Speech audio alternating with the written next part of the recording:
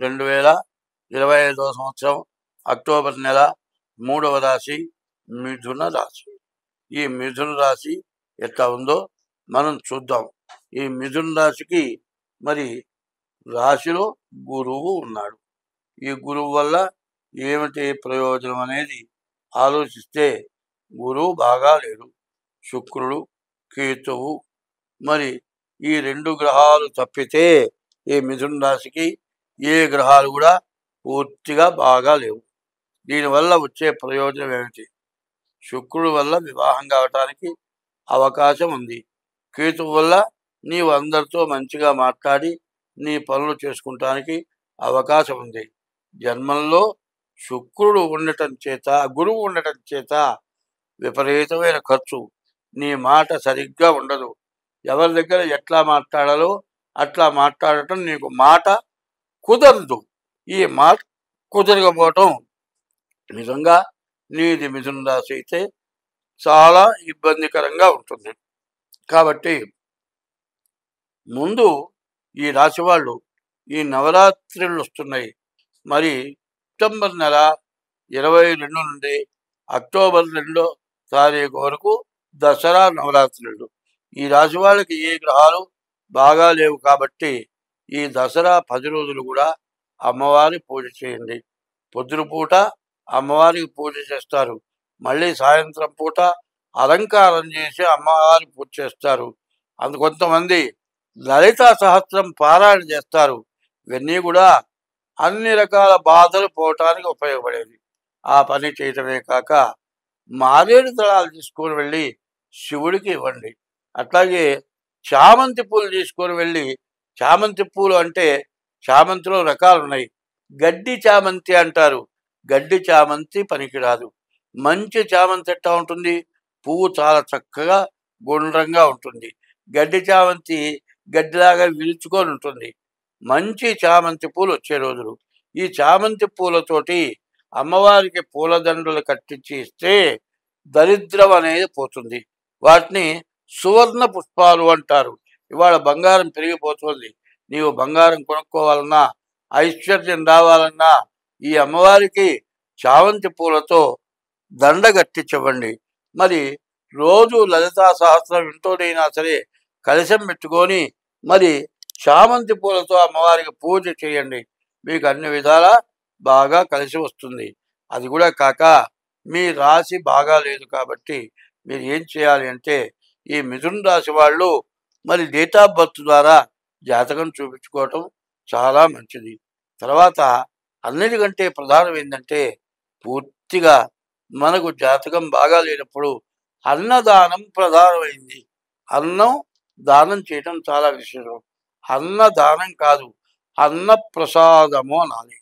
అన్నం దానం అంటే అన్నాన్ని దానం చేయటానికి నీకేం అర్హత లేదు. ఆ అమ్మవారే మనకు దానం చేసింది. మరి ఆమె అన్నపూర్ణ అవతారంలో గరిటతో ఈశ్వరుడు వచ్చి భవతీ భిక్షాంది అని దోషలు పెడితే ఆ అమ్మవారు అన్నం పెట్టింది. అటువంటి అన్నపూర్ణని దానం చేసే అర్హత మనకు లేదు. ఎవరికైనా అమ్మవారికి ఆ అన్నం తయారు చేసుకొని అమ్మవారికి పులిహోర అంటారు. ఎర్రటి పసుపు రంగుతోటి పులిహోర తయారు చేయటం, చక్ర పొంగలి, మరి దద్దోజనం ఇట్లాంటి ప్రసాదాలు అమ్మవారికి చేసి నివేదన పెట్టాలి. అమ్మవారి పూజ కంటే నివేదన ఎంత పెడితే అంత మంచిది. అమ్మవారు ఉగ్ర రూపంతో ఉంటారు. మహిషాసుర మర్దిని వరకు కూడా అమ్మవారు చాలా ఉగ్ర రూపంతో ఉంటాడు. మరి సెప్టెంబర్ 27 నుంచి అక్టోబర్ 2వ తారీఖు లోపల అమ్మవారికి పూజ చేయడం కాదు, నీ దగ్గర కొబ్బరికాయలు తెచ్చి లలితా సహస్రంతో అమ్మవారికి పూజ చేసి నైవేద్యం పెట్టాలి. నివేదన అంటే అర్థం ఏంటో తెలియాలి. నివేదన అంటే అమ్మవారికి నైవేద్యం పెట్టాం, అమ్మవారికి పెట్టాం. తెలియని వాళ్ళు చాలామంది ఏం చేస్తారంటే అమ్మవారికి నైవేద్యం పెట్టి బయట కొన్ని విగ్రహాలు ఉంటాయి, నాగేంద్రుడు ఇట్లాంటి విగ్రహాలు ఉంటాయి, ఆ పొంగల్ తీసుకెళ్ళి దేవుని మూతికి రాస్తారు. అట్లా రాయటం తప్పు. నివేదన అనే పదానికి ఏంటంటే ప్రతి వ్యక్తికి కూడా మనస్సులో ఏదో ఒక ఏదో ఒక రకమైన బాధతోటి ఆవేదన అంటారు. ఆ ఆవేదన ఎట్లా ఉంటుందంటే, మనం అమ్మవారి దగ్గరికి తీసుకెళ్ళి పెట్టాము. అవన్నీ ఎక్కడి నుంచి వచ్చినాయి?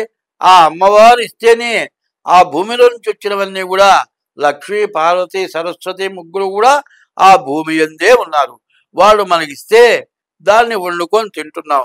అవి తీసుకెళ్ళి అమ్మవారి దగ్గర పెట్టి నివేదన అనే దానికి అర్థం ఏంటంటే, అమ్మా నేను చాలా కష్టపడ్డాను, చిన్నప్పటి నుంచే కష్టపడ్డాను, అన్నం లేక పస్తులు పడుకున్నాను, ఇవాళ తినటానికి అన్నం ఇచ్చావమ్మా, ఇదిగో ప్రసాదం, చక్కెర పొంగలి, దద్దోజనం, పులిహోర, పూర్ణాలు, గారెలు, లడ్లు ఇవన్నీ కూడా చేశారమ్మా, ఇదిగో చూడమ్మా, నువ్విచ్చావు, నువ్విచ్చింది నేను తింటున్నాను అని చెప్పి ఆ వేదనని నివేదన అంటారు.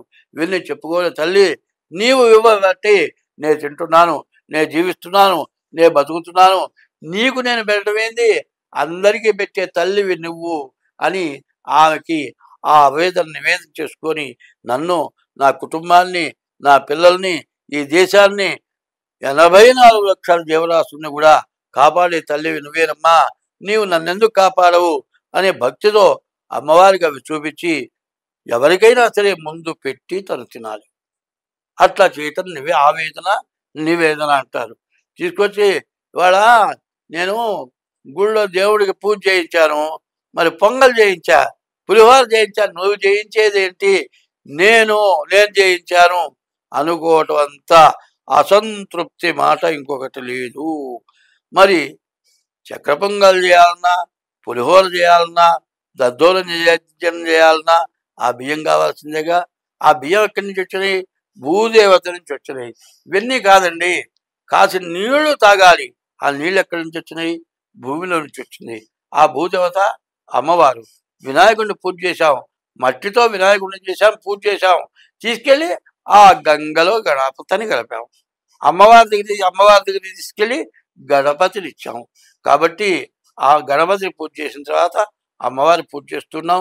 ఈ విధంగా, ఎందుకంటే శాంతి ఎట్లా ఉంటుంది అంటే, నువ్వు ఒక్కడికి తింటాం కాదు, ఒకళ్ళకి పెట్టింది మంచి, తను తిన్నది మంచి కాదు. ఒకవేళ పెట్టడంలో ఒక విశేషమైన పద్ధతి ఉంది. ఏమిటయా అంటే, మన ఇంట్లో ముగ్గురికి వంట చేసుకున్నామండి, ఇంకొక మనిషి ఎక్స్ట్రా వచ్చాడు, తెలియని వాళ్ళు ఏం చేస్తారు, వాళ్ళు వెళ్ళిన దాకా వెళ్తుంటారు. అట్లా కాదు, ముగ్గురికే చేస్తే ముందు వేళకి వచ్చిన వాడు మహావిష్ణువు, అతని కడుపు నిండా పెట్టి మిగిలింది తలా ఒక ముద్ద తగ్గించుకొని తిన్నా మన ప్రాణం పోదు. అట్లా పెట్టిన వాడు ఎవడైతే ఉన్నాడో వాడు 1000 మందికి అన్నం పెట్టిన ఫలితం వస్తుంది. అట్లాంటి ఫలితం నీకు రావాలి అంటే ఎవరు వచ్చినా సరే, మరి అతిథి శ్రీ మహావిష్ణువుట, మంచివాళ్ళు పెద్దవాళ్ళంతా కూడా అన్నం తినబోయే ముందు తలుపు తీసి వాకిట్లో నుంచొని ఎవరన్నా కనబడితే, నాయన భోంచేసావా, అన్నం తిన్నావా, తినలేదు, దా అన్నం తిందా అని తీసుకెళ్ళి పెట్టేవాడు. అట్లా పెడితే పెట్టిన వాళ్ళకి పుట్టిందే సాక్షి అని. ఏ దోషాలు ఉన్నా నీకు పోవాలంటే 10 మందికి అన్న ప్రధానమే ప్రధానమైంది స్వస్తి.